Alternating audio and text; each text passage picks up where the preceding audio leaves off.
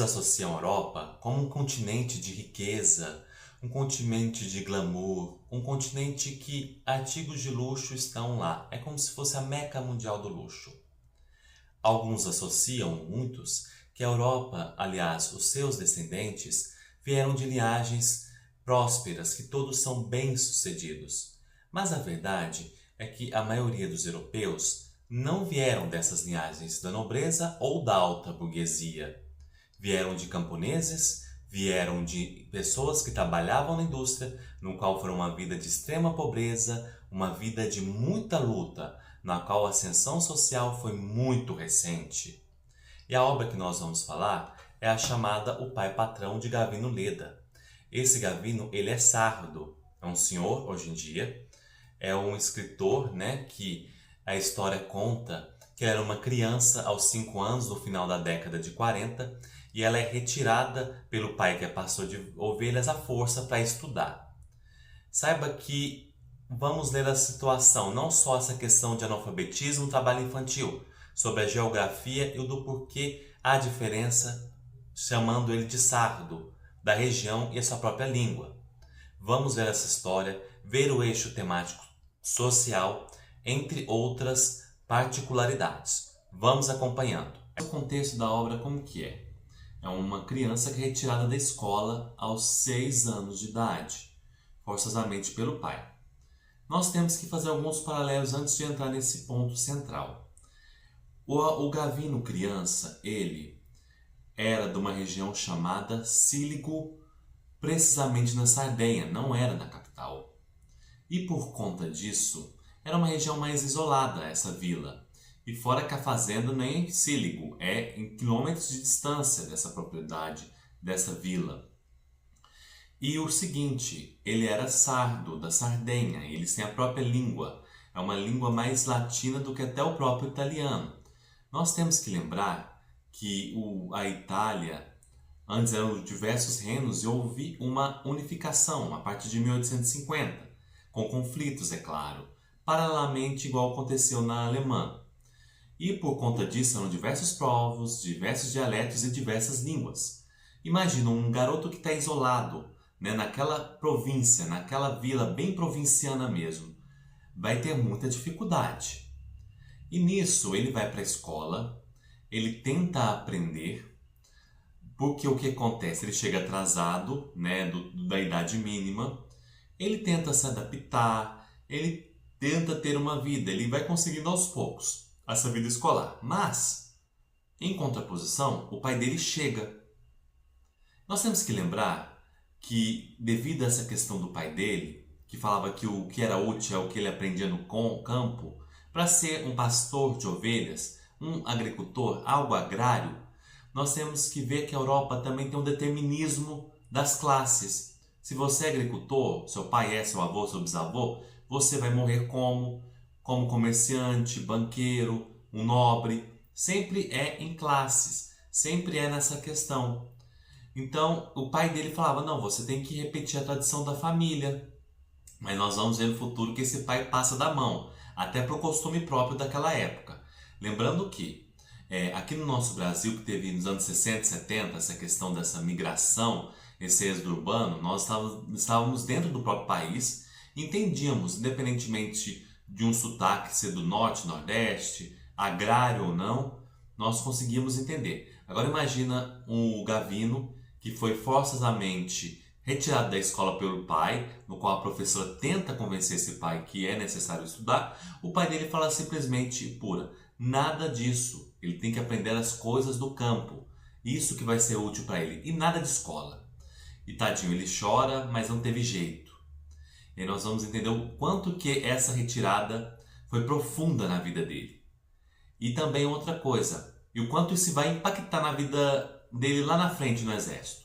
Você vai entender e vai entender a dinâmica desse pai. O pai dele não é só algoz, não, é um patrão. Esse livro é bem claro, não é nenhum maniqueísmo.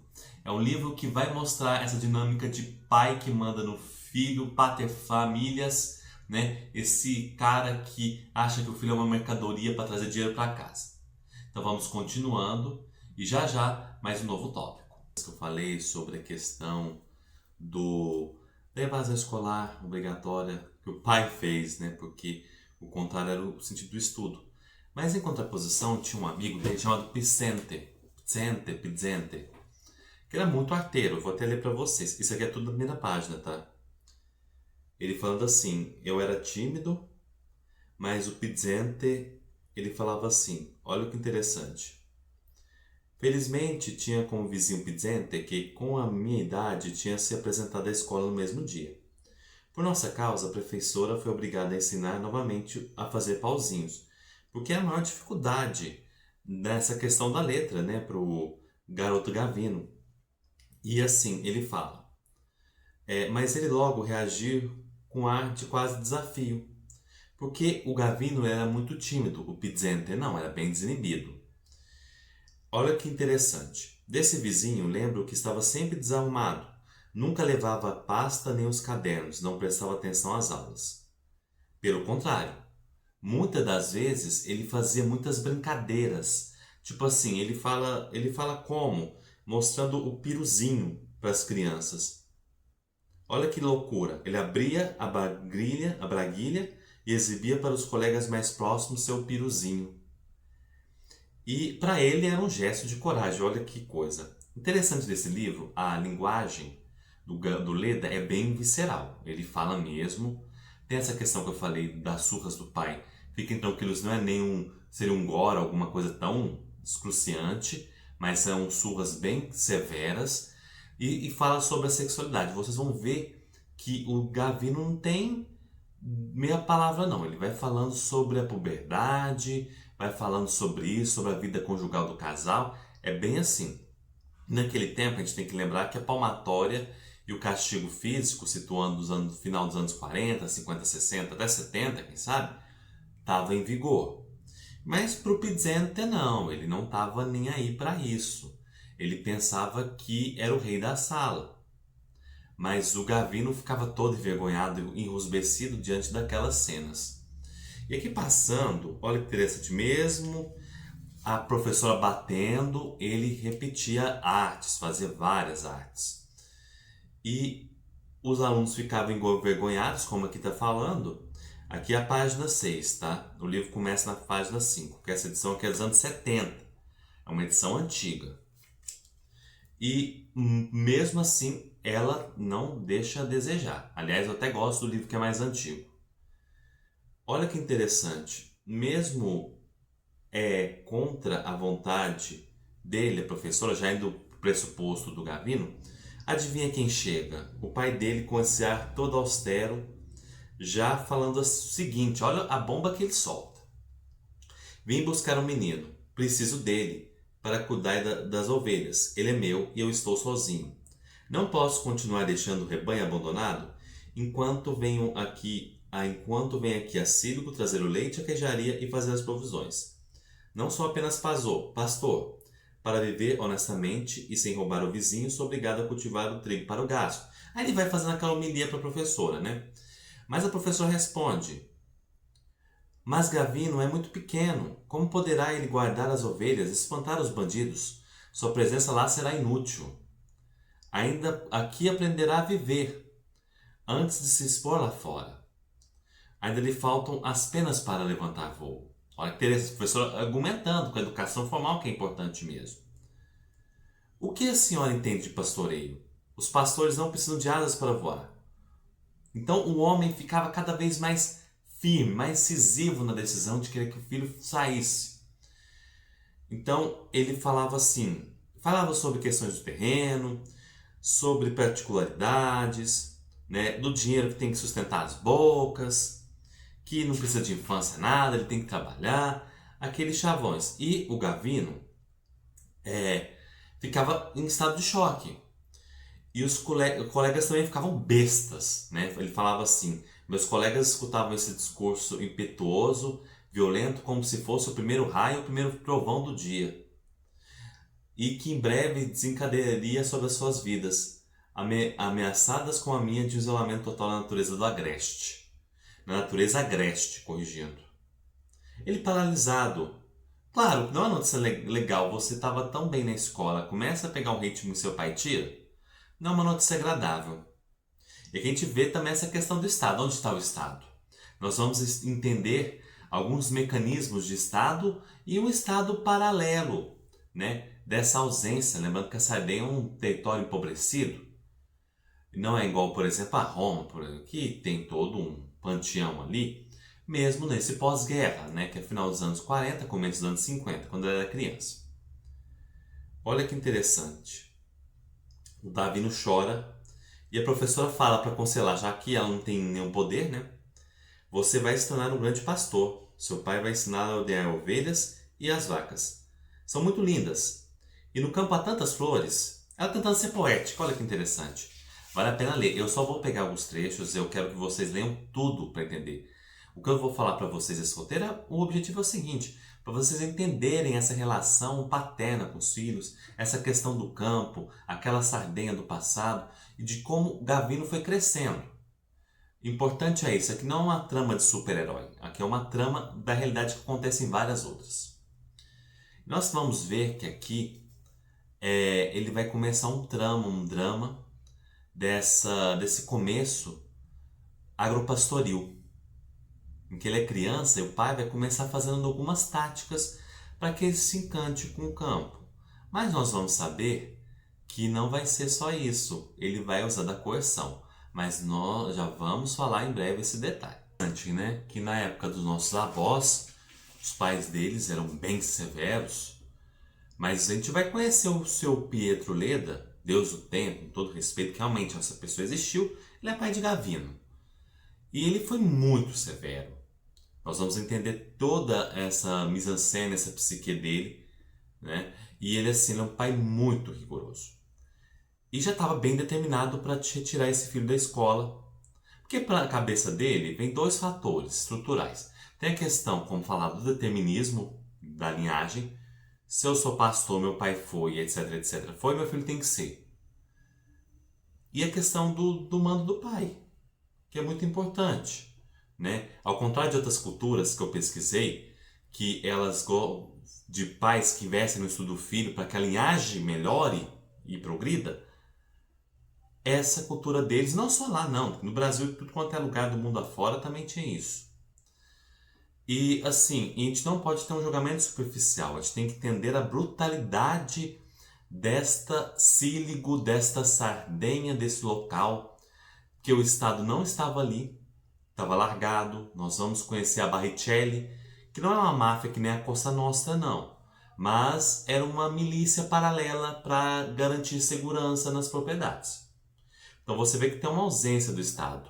E aí eu anotei alguns tópicos bem interessantes, que aqui, olha, vendo aqui, esse livro é bem complexo, a gente tem que entender ele na minúcia, não ficar só naquele discurso do cara que superou o analfabetismo. O pai dele sabe que, se for em cima do porrete, já que o Gavino tinha 5 e 6 anos, se ficar só no porrete, o menino ia ficar traumatizado, nem trabalhar. Então, primeiro ele vai fazer uma tática muito interessante, que é a tática dos bombons. Ele cita esse termo, como se fosse docinhos. Não é que o pai dele vai dar um docinho para ele trabalhar em troca, não. Nada disso, mas vai dar uma cintada nele, né? Desculpa o meu sardenho, meu sábio, mas infelizmente é o que vai acontecer muito. Mas ele vai falando assim, olha, tem uma mata bonita, tem um passarinho, olha, vamos ver tal coisa, vamos ver o bezerrinho nascer, o cabritinho. Isso eu vou fazer uma transliteração. Ele falando esses pontos. É muito interessante isso, né? E por quê? Primeiro vai fazendo isso, mas a gente sabe que com o tempo isso não vai funcionar, ainda mais que é criança, né? O estado ausente, como eu te falei, nós vamos ver como que vai ser esse confinamento. Porque o que acontece na tradição? É muito comentado no livro aqui, que tem uma espécie de desmame. O menino fica lá na vila de Síligo, e nesse meio tempo ele vai brincando com os amiguinhos, igual disse que a linguagem do livro é explícita. Os meninos fazem competições, né, para não desmonetizar esse vídeo. Vamos demonstrar seus aparatos masculinos, né, e outras coisas a mais, claro, de competição de mostrar. Não tem nada sexual nisso, de corpo com corpo. Aquela coisa de criança, de comparação. Então, ficar vendo essas coisas. Então, nós vemos que tem uma série de artimanhas. de criança, né? Vendo os meninos maiores, pré-adolescentes, adolescentes de fase inicial, de 14 anos ali. Mas, ao mesmo tempo, ele está lá em Cíligo. E o pai deixa ele uns dias na fazenda, depois volta para casa da mãe, e assim vai. Ele quer que desmama esse cara, esse rapaz Gavino, mocinho na verdade, né, criança, para acostumar com a propriedade rural. E você vê que não é fácil. E assim, ele vai se entediar, porque aquele bombonzinho da natureza, aquela coisa bonitinha, ele vai se enjoar porque a propriedade ela é restrita, não é um grande latifúndio. Ele lembrando que é uma família de pastores, ou melhor, agropastoril, porque além das ovelhas tem a questão do trigo, que ele tem que colher, e outras culturas. Aqui eu escrevi sobre, olha que interessante que eu falei. Sabemos que o menino Gavino teria resistência a trabalhar. Haja vista que ele estava empolgado com os estudos, com a disciplina da escola. O pai Pietro notou essa característica e por conta disso que lançou mão desses artifícios. Então ele começa a fazer um bucolismo, a vida na roça, né? Eu estou usando esses termos mais aqui da América, do farm, mas para vocês terem ideia, a vida na propriedade rural, não se fosse na Espanha, na hacienda, mas na questão italiana, né? Naquele código deles, de lá. E aí o que é interessante, o pai fala o seguinte, o pai sempre começa, olha a sedução dele, achei uma moita, um ninho de passarinhos com 4 ovinhos. Aí o Gavino ficava encantado com isso. Uma caverna, essas coisas, sabe? E mostrando essa rotina. Primeiro fica naquela coisa, entre aspas, lúdica. Mas nós sabemos como que vai acabar.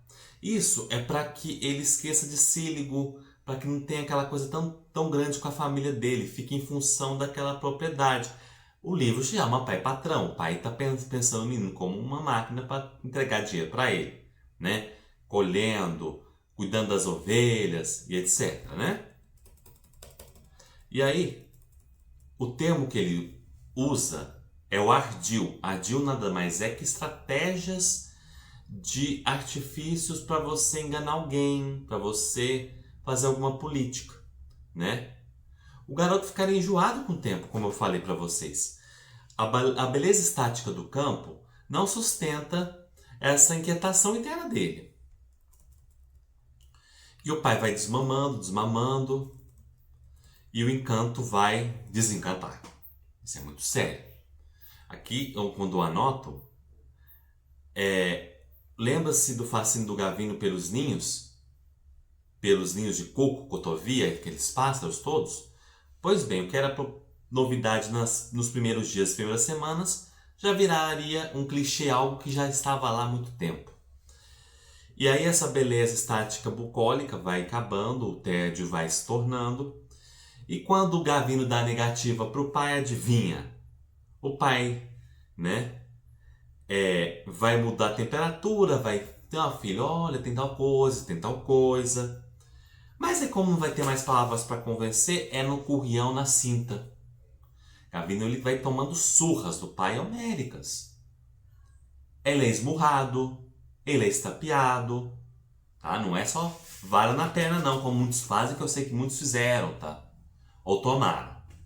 Aqui não está falando apologia de bater ou deixar de bater em criança.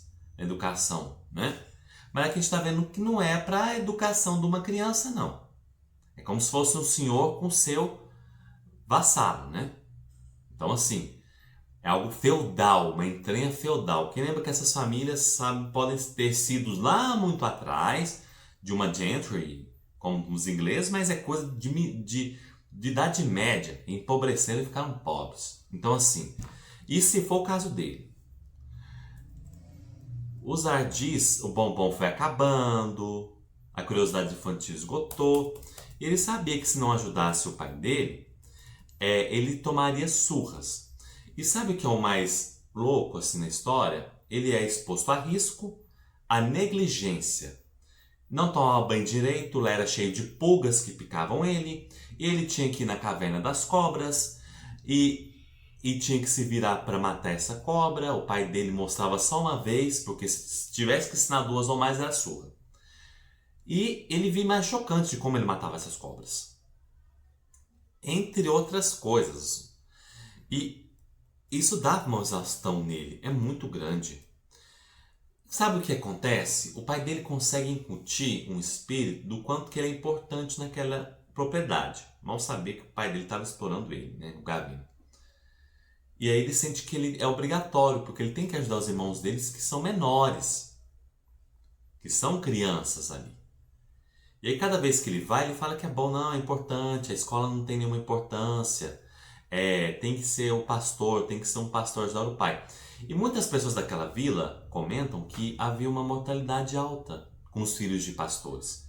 Muitos nem chegavam a 6, 7 anos de idade. Isso aqui não é mentira, tá aqui no livro, ele comenta sobre isso, e nós vamos entender sobre a família dos Leda, na verdade, né? Dos tios, que são paternos, e vendo que eles não são tão rigorosos assim.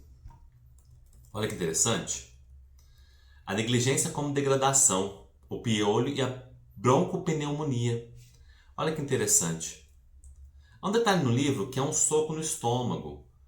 Quando o Gavino volta da roça, após 2 ou 3 meses de isolamento absoluto, ele não simplesmente entra em casa, ele tem um ritual, a mãe dele tem um ritual, ela esquenta a água, aplica alguns remédios para matar os piolhos, matar pulgas, carrapatos, porque ela não quer que infeste a casa. Olha como que é esse isolamento nessa mata densa. E olha a gravidade. O pai dele não era apenas um opressor físico, ele era um negligenciador. Você sabe que no Brasil, em vários países do mundo, a maior violência contra a criança, em alguns casos, em 2020, 22 falando sobre isso, de acordo com a época do Ministério dos Direitos Humanos da época, era a negligência, deixar passar fome, deixar não ter banho para as crianças, um abrigo decente e segurança em primeiro lugar também.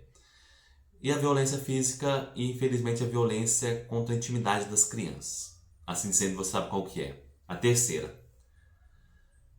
E assim, é muito chocante você ver que ele tratava ele como uma máquina, como um item. Não reparem nos Vale da Mata, não. Aqui não tem uma mata perto, são árvores por aí. Eu moro num lugar até bem urbano. E voltando na questão da broncopneumonia, o corpo do Gavino estava exaurido. Estava em choque de tanto trabalhar, de tanto comer tão mal também. Isso é muito chocante. E você vendo que o pai dele teve que tirar ele logo porque estava com uma febre altíssima e correndo a várias léguas ali assim, ó, para falar com o médico. E a irmã dele, do Gavino, ficou muito preocupada porque ela escuta a conversa dos adultos. Ela é um pouco mais velha que ele. Só que a mulher vai ficar na coisa doméstica, né? E aí, ainda mais naquela época. E aí ela fala que talvez ele morreria. E Gavino fica 3 dias sem dormir, tão preocupado. E sabe o que é interessante? O médico, eu falo que o médico fura essa bolha do Pietro, do pai de Gavino.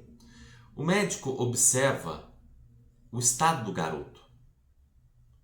E sabe o que é interessante? É a primeira observação do médico, tá? O médico vai aparecer, como se fosse o estado, entre aspas, falando desse garoto. Ele repara, ele observa que o castigo físico era comum na época, era normal, todo mundo lá tomar uma surra, era algo de via de regra. Mas essa exploração desse pai que é mimado, e vocês vão saber o porquê, mesmo naquela sardinha rústica, olha isso. Eu vendo a análise. O Pietro, ele rompe um código pedagógico.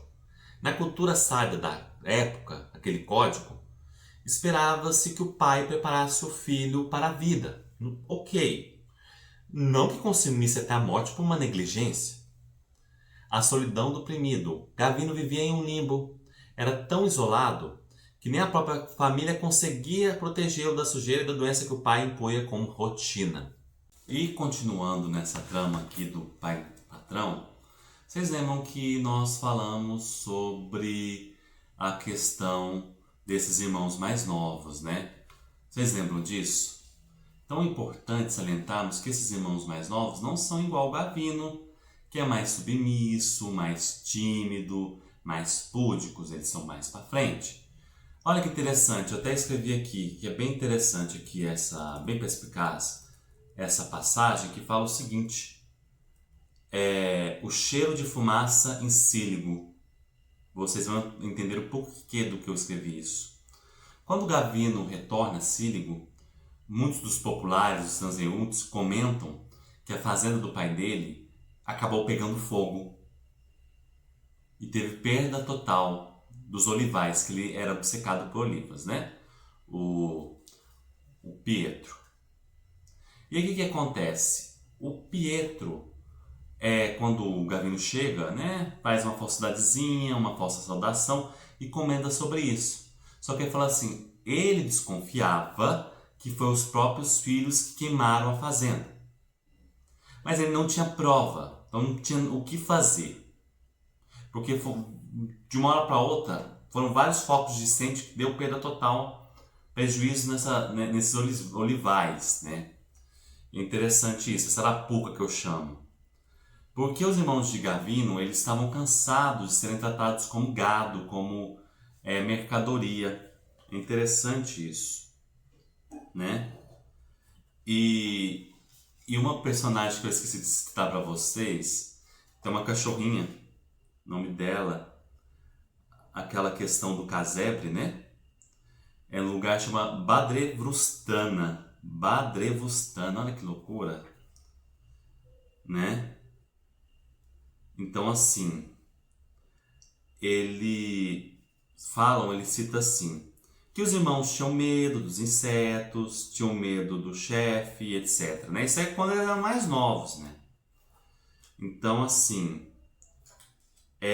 esses irmãos queimaram e eles admitiram para o Gavino que eles estavam cansados desse pai dele. E o próprio Pietro fica possesso, porque os olivais, ele queria fazer azeite né? Era a estrela de lá, né? Não as ovelhas, né? Então a gente vê, aqui eu falo o que é muito importante. Aqui revelamos a face patológica de Pietro. Por que eu estou falando isso? Ele era um homem muquirana e obsessivo, porque ele tinha um dinheiro sim, ele poderia dar uma melhor infraestrutura de vida para esses filhos, para todos os filhos. O problema nunca foi a falta de dinheiro para obrigar os filhos a trabalharem assim desde tenra idade, mas a escolha de como usá-lo. Ele preferia despender rios de dinheiro em terras e árvores do que garantir que a casa não fosse um antro de negligência e sujeira. Para ele, o patrimônio era um símbolo de poder sobre a comunidade. A família era apenas a mão de obra barata para manter esse status. Que era grave, não pensava em estudo dos filhos, nem nada disso. E aí, o Pietro fica sabendo que ele quer sair de lá. Ele não é bobo, Pietro não é trouxa. Ele sabe disso, né? Aí umas flexões que eu quero falar para vocês. Deixa eu encontrar aqui a página. Eu gosto muito de recitar alguns poemas da língua sarda que tem aqui. Deixa eu procurar para vocês. Peço até licença, não vai demorar muito, né? Até questão do exército e tudo mais. Senhor no e senhor-se, interessante, né? O povo chama de Gavi, mas a língua da Sardenha ela tem algumas particularidades, né? Ela é interessante. Depois eu vou até escrever aqui na página 65 que ele fala, né, da dor dele do campo, etc. Né, um poema de amor. Eu sei um pouco de italiano, mas eu não sei sardenho. Então me perdoem quem for da comunidade sardenha. Então eu vou passar em letra esse poema, página 65. Daghi naspride su dolore fiores tisco in totue. Amentendemi citue, lis dedicas tanto amore gioia. In ogni fiore mi parede de dire mirare, apo dispoto a passare, tristas as dias prode. Quando a dor se exacerba, Procuro flores por toda parte. Lembro-me do que tu lhe dedicas tanto amor, meu bem. Em cada flor, parece-me contar-me. Preparei-me para passar tristes dias por ti. Os pastores, tinham essas cantigas de sardo. Olha que interessante. Desculpa que eu falo como se eu estivesse recitando latim, mas é a maneira mais aproximada que eu consigo. Ele fala um outro aqui. Sudur non fide amore, fide nella passeggiera, podes ingrata glicera, suti afirmo e o negare. O teu não era amor, era bruma passageira, podes ingrata glicera, o que eu afirmo negar. Interessante, né? Lembra mais ou menos um Haikai. E aí esses jovens que amam mesmo, admitem, o pai é um muquirana, né? Temos que entender essa questão da sardinha, essas dores que eu falei para você, tá vendo? Onde que eles estavam todos imersos. E nós sabemos, uma última parte desse bloco, que é o prenúncio do acerto de contas, porque o Gavino ele tenta estudar e o pai dele não deixa estudar na fazenda. Então o que o pai dele faz? Fala com a mãe dele, não dá comida para ele.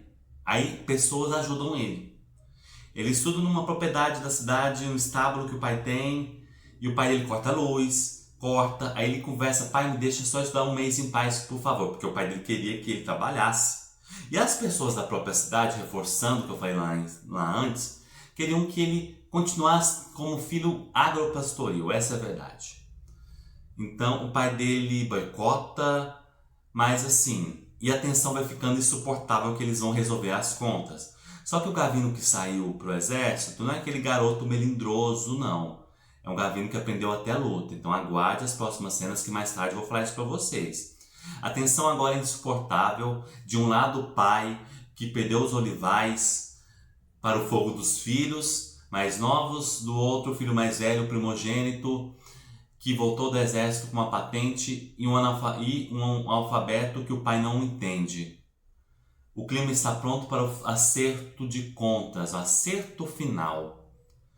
Essa imagem desse coitadinho aqui, ó, é passado. É passado. Um dia eu vou até mandar uma carta para ele. Vou ver se eu consigo o endereço dele. Eu fiquei admirado muito com esse livro dele aqui. A gente aprende muito. Eu acho que a maioria das pessoas não tem um pai fácil, mas vamos falar isso depois. Não será apenas uma briga comum entre pai e filho, que tem tantas por aí. Mas o choque frontal entre o mundo arcaico da força bruta e o novo mundo da palavra e da instrução, que não foi nada fácil construir. Chegado o momento, ápice do livro Pai Patrão aqui, né? Que nós estamos vendo, já falando há uns minutos atrás. E nós sabemos que o Gavino vai ter um momento de emancipação em relação ao próprio pai, o Sr. Leda, né? Pietro. E a cena é tão interessante, tão perspicaz, que ela é bem diferente. Ao contrário dele ir lá marcar um horário para bater um papo e conversar com o próprio genitor, ele arma uma cena que ele pega o próprio rádio. Nós temos que lembrar do curso de radiotelegrafia que ele fez, sabe? E por conta disso, ele vai armar, vamos dizer, essa arapuca para o pai dele, né? Como funciona? Ele vai colocar assim, como eu escrevi. O confronto começa com o som. Gavino liga o rádio e aquela música é o símbolo de tudo que o pai odeia. O mundo externo, a arte, a informação. Pietro tenta silenciar o aparelho, mas o Gavino liga novamente. E o que vai interessante, a gradação dos acontecimentos, o Pietro vai começar a ameaçar. Mas a situação é a seguinte: Gavino não se intimida. E aí Gavino fala, você vai me surrar, vai me bater como você fazia antes? E aí vai chegando o momento que o Pietro vai perdendo a paciência. Nós temos que lembrar que o Pietro perde o olival devido àquele incêndio que houve. Também a questão das pragas, do mau tempo. E aí as coisas vão ficando tão tensas, que eles começam a bater. O Pietro tenta esmurrar Gavino, mas ele desvia, porque nós temos que lembrar que Gavino é um cara que passou pelo exército e lá tem defesa pessoal, tem combate. É muito importante verificar isso.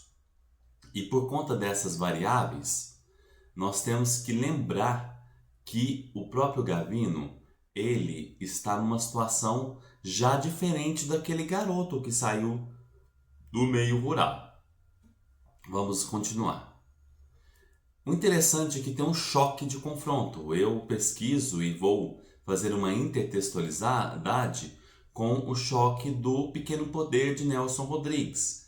Nós temos que ver que ele falava em seus livros que tem a síndrome do pequeno poder, aquele cara, o guarda da esquina, entre outros, o fiscal, o síndico, ou alguém que está numa chefia, numa liderança, né, um patrão nesse caso. E nós estamos vendo que essa síndrome acontece com esse pai autoritário, que na verdade é um patrão, não é um pai. E o que é interessante é quando a briga se torna física, Pietro desfere os golpes, como eu havia falado, mas Gavino desvia e dá um empurrão no Pietro. E aí os dois começam ali a se estapearem, mas que acaba ganhando o Gavino. Gavino está mais jovem, Pietro já está mais debilitado com a idade. E aí ele fala, ele entrega alguns fatos, falam assim: você não foi o meu pai. Você não foi um pai. Você foi um cara mimado aos 12 anos pela minha avó e pelos irmãos mais velhos. Você perdeu seu próprio pai, você não teve limites. Então você só soube explorar e realmente não teve afeto, não teve indicação de futuro. O cara era por inveja e pedindo o futuro de Gavino e dos outros irmãos. Então é algo muito sério, muito catártico quando ele fala. Ele desafia, e não desafia, ele mostra que esse pai não é pai, é um patrão, é um sucerano, é o cara que está ali mandatório, ele não quer saber do filho, ele quer saber dele como um burro de carga. Essa é a verdade. E aí nós vamos verificar uma parte muito importante, né, sobre todo esse momento de capital, de ganho. Primeiro, eu vou intertextualizar com a questão do Bourdieu, que é o capital humano, capital intelectual, vamos falar assim. Então é muito importante essa parte. E já vamos retomar ela, que é uma parte mais aprofundada. O que acontece no caso do Bourdieu? O Bourdieu é a luta contra o destino. Pierre de Bourdieu, nós sabemos, é um filósofo suíço. Ele, muito também associado à França também. Ele, na lente de Bourdieu, assim como o filósofo francês, como eu escrevi aqui, que vieram da roça, foram campesinos. Lutaram para conquistar o espaço na academia. No lado, o Leda era linguístico e o Bourdieu filosófico sociológico. E Gavino entendeu que essa única arma contra o sistema era o capital cultural, como no caso de Bourdieu. Nós temos que lembrar que Bourdieu, brevemente falando, Bourdieu é um autor do livro O que é a Televisão, vários estudos culturais, sociológicos, vale a pena pesquisar sobre ele. Ele tem uma linguagem um pouco rebuscada, mas estudem, entendam, hoje em dia com até inteligência artificial, elas conseguem decifrar códigos. Também tem outros estudiosos que você pode estar traduzindo esse linguajar muito interessante de Bourdieu, mas na prática, nos estudos dele, você vai ver como que é feito. Por exemplo, que a televisão, entre outros, você vê como que é a manipulação do sistema. E também a questão do capital social, capital humano, o status, né? Tem toda essa história. E Bourdieu ele enfrentou muito preconceito durante a sua ascensão acadêmica. Então, por isso que eu penso, outros estudiosos falam da questão de como ele fez essa linguagem ser mais rebuscada para ser mais respeitado, talvez, algo assim, vamos dizer assim, sabe? E é interessante, Bourdieu falava sobre como o sistema tenta manter o campesino em seu lugar, mas a educação é a ruptura desses hábitos. A linguagem como catedral. Eu escrevo aqui que Leda não se tornou alguém que só lê. Ele se tornou um linguista, como eu tinha falado para vocês. Um homem de linguagem rebuscada, ele precisou ser 2 vezes mais forte do que um italiano comum. Nós temos que lembrar que ele é sardo, né? Que tem a sua própria língua, não é o italiano. E naquela época de transição nós vimos isso, que foi muito difícil. A questão do preconceito que era muito alto por ele ser sardo, não saber nada de italiano, ele era humilhado, na verdade. E a língua oficial que ele usou para enterrar o dialeto do silêncio que o pai lhe impôs. Interessante isso que eu escrevi. O salto final eu vejo que Gavino, quando sai de casa, o livro, eu vou falar a última página do livro, que é bem interessante, que é o seguinte, né? ele fala assim: tudo indicava que se eu quisesse ter asas para voar, teria que criá-las em outro lugar, mesmo porque o ambiente social com o qual eu tinha que lidar todos os dias teimava em definir como loucura aquilo que para mim era renascimento. Depois de longas reflexões, revoltei-me mais uma vez no ardor de uma regeneração que não queria mais adiar, e resolvi afastar-me da vasilha paterna, que é o pai dele no caso, né? E o patrão. Antes de deixar o exército, um companheiro, professor primário, me sugerira uma maneira de continuar os estudos, se eu quisesse realizar os meus planos. Eu poderia lecionar uma instituição particular de Salerno. Num certo sentido, eu corri o perigo de voltar a ser sargento, embora entrasse serviço, mas aceitei o desafio e parti para Salerno. Nós temos que lembrar que ele tem um outro livro muito interessante. Posteriormente eu vou escrever na legenda ou na descrição do vídeo sobre esse segundo livro, que é a continuação dele na vida dele. É bem interessante, questão acadêmica, dos estudos, esses primeiros anos pós pai patrão, também são muitos desafios, vale a pena ler esse livro. E é bacana. A história de Padre Padrone termina não como uma morte física, mas como a morte de um símbolo de opressão e o nascimento de um intelectual livre. Interessante? Agora, o que eu concluo? Eu vou falar para vocês sobre essa conclusão, é uma parte muito importante. É muito importante, essa parte vai nos mostrar como nós vamos... O que eu não achei, o que eu concluí, né? Conclusão é algo muito forte esse termo. O que eu considerei, o que eu senti em toda essa obra, que é importante para passar de mensagem para vocês. Lembrando que isso é só um convite. Cada um pode ter uma interpretação, não da questão dos fatos, que são realmente do maus tratos, escola, não. Mas de sentimentos particulares e também de aprendizados, de formação acadêmica. Eu sou jornalista, né? E o que acontece? Eu falo no sentido da comunicação social. E o que acontece? Primeiro eu convido a obra, nessa análise, eu optei não descrever detalhadamente sobre as questões da surra, né? Do quanto que ele apanhou muito feio. Teve uma surra que quase ele ficou cego. Então você vê a gravidade, o pai dele passava da mão.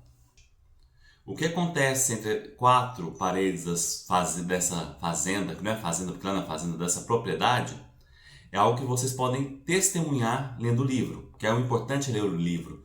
O que eu estou dando aqui não é um resumo de livro, é, na verdade, um comentário sobre o que eu testemunhei lendo. Minha proposta no resumo é um diálogo. Se você já leu, comenta nos comentários, nas redes que eu postar, no podcast, no YouTube, ou também no Instagram, TikTok. Comente, já li o livro, senti tal coisa, vamos aqui aumentando essa rede. A segunda parte é sobre esse Pietro, que para mim ele é um senhor feudal frustrado. Que um verdadeiro senhor feudal ele tem propriedades, tem os vassalos, tem toda aquela comunidade a serviço dele, né? Ele não era apenas um pai bravo, ele era um escravocrata. Vou repetir, ele não era apenas um pai bravo, ele era um patrão escravocrata, um senhor feudal fora do tempo. Mas há uma nuance. Pedro também era um homem frustrado. Sabe por quê? Ele herdou a roça por obrigação, que era do pai dele que morreu quando ele tinha 12 anos, né? Era um reizinho mimado pela família, que nunca quis aquela vida e descontou na sua prole. Enquanto seus irmãos mantiveram a humanidade, porque o tio do Gavino era bem simpático, muito contador, a família era muito acolhedora, achei até interessante isso. Pedro escolheu a tirania como máscara para a sua própria mediocridade. Olha, eu sei que o Pietro ele morreu, ele assim não é um ataque pessoal, porque ele não é o único a fazer isso. Não é só porque ele é sardo, é italiano, europeu. Não, pai padrones, pater padrones tem em todos os locais do mundo. Pode ser nos Estados Unidos, no Brasil, na Venezuela, na China, no Camboja, na Suazilândia, vai ter esse tipo de pai. Isso é antropológico, masculino, paterno tóxico. Então isso é inerente ao homem mesmo, masculino, na figura de um pai tóxico. O médico, você lembra que a gente falou dos Barrichelli, que era a questão paralela, né? Uma milícia no máximo, não uma máfia como a Cosa Nostra. Mas nós víamos a figura do médico, que era o único elo da lei que tinha. O médico, olha que interessante, o médico, ele via que o menino apanhava muito. Teve a bronquiolite que ele teve, já ficou de olho, e a surra que o Gavino deu, né, nele, que foi muito severa, severíssima até para os padrões dos anos 50, 60. Olha que naquele tempo o pessoal apanhava muito, não só na Europa, aqui no Brasil, nos Estados Unidos, qualquer lugar do mundo, era bem comum surras de vara de marmelo. Mas chegar nesse ponto de quase furar o olho do menino, aí de levar ao médico, e o médico falou, na próxima vez que eu ver isso eu vou falar com as autoridades. Ou seja, não tinha só código baratino não, tinha alguma lei sim mesmo que seja incipiente. A gente tem que lembrar que o direito das crianças, ele é algo que foi sendo construído aos poucos, muita coisa é no papel, né? Na teoria. E eu chamo, o médico foi a voz da lei num lugar onde só existia o fuzil e o cajado. O fuzil era os Barrichelli e o cajado era o pai patrão. O antivítima. O protagonismo de Gavino, eu falo sobre isso, o que mais me fascinou foi que ele se recusou a ser uma vítima. Ser o próprio coitado, ele poderia vestir na pele da vítima. E culpar o pai dele, eu não prestei na minha vida, foi por conta desse homem, desse pai padrone. Ele não chora pelo tempo perdido, pelo analfabetismo. Isso é muito interessante. Ele usa a raiva, a revolta que ele tinha como combustível para a qualificação estudantil, acadêmica. Né? A gente sabe que isso aqui, esse garoto que está apanhando, ele não vai ficar assim para sempre aqui. Ó. Vou mostrar aqui ó, essa imagem para vocês. Esse menino aqui não vai ficar para sempre assim. Ele vai dar a volta por cima, mas sem romantismo, como eu falei. Foi muito árduo esse processo. E ele confronta o pai não por vingança. Ele confronta por ter o caminho livre. Quando o livro termina sem uma conclusão, que todo mundo cria, fulano estudou em tal lugar, virou rico, alguma coisa assim. Não, era só o primeiro caminho das pedras. Não reparem nesse mosquito, é porque está muito calor aqui onde eu estou. E quando o livro termina sem conclusão, é porque a vida de Gavino está apenas começando. Era um garoto que vai se tornar um homem jovem adulto, vamos dizer assim. Ele trocou o pasto pela educação, pela universidade, pela academia italiana, vamos dizer assim. E eu denuncio a parte final, é o seguinte, o autor quer nos alertar, isso é de acordo com o que eu percebi, no meu repertório. Onde o Estado falta, o autoritarismo cresce. Lembrando que, quando eu falo isso, eu não estou falando daquele Estado repressor, tá, gente? Aquele que fiscaliza, que fica em cima das pessoas, que fica fazendo biometria facial e deportando gente, ou que fica com crédito social. Eu não estou falando desse tipo de Estados, não, né? Tomem cuidado com essas coisas, com biometria. É isso que eu vou falar e deixa quieto. O pai patrão é um grito que os pais sejam pais e mães de verdade, não seja igual o caso do menino lá, o Borelzinho, que morreu por conta daquela genitora e o padrasto. Eu sei que a trama é muito mais comprida do que a gente sabe, é muito mais complexa, mas o fato em si, o ocorrido, é simples se falar que houve aquela situação terrível contra o menino, perdeu a própria existência na Terra. Uma grande perda. Então, assim, e tantos outros que a gente não conhece por aí. E o seguinte, infelizmente não teve essa permissão de escapar, né? Mas eu não duvidaria que o pai patrão mataria esses filhos de tanto bater, não há de se duvidar, porque se não fosse, utilizasse o filho de uma maneira mercadológica, vamos dizer assim. Ele era um burro de carga, não podia matar o burro, entendeu? Ele tem que produzir para mim, por isso que eu não mato. E eu manifesto, eu vejo que o livro, que a educação é a única alforria real para quem nasceu sob o jugo de um sistema que nos quer mudos e produtivos. A vida, trabalho interessante, é sim. Mas a vida não é só trabalho, a vida tem um lazer, tem um ócio, é sério. O bom ócio, na verdade. A literatura e tudo mais, o bom passeio, a religiosidade, a espiritualidade saudável. Tem tudo mais alguma coisa. Né? E o trabalho verdadeiro, o trabalho que a pessoa gosta de fazer. Então, eu vejo que esse livro nos remete tudo isso. Leiam esse livro, é muito importante. E aí curtam, comentem, compartilhem esse vídeo. Leiam esse livro, depois me falem o que vocês acharam.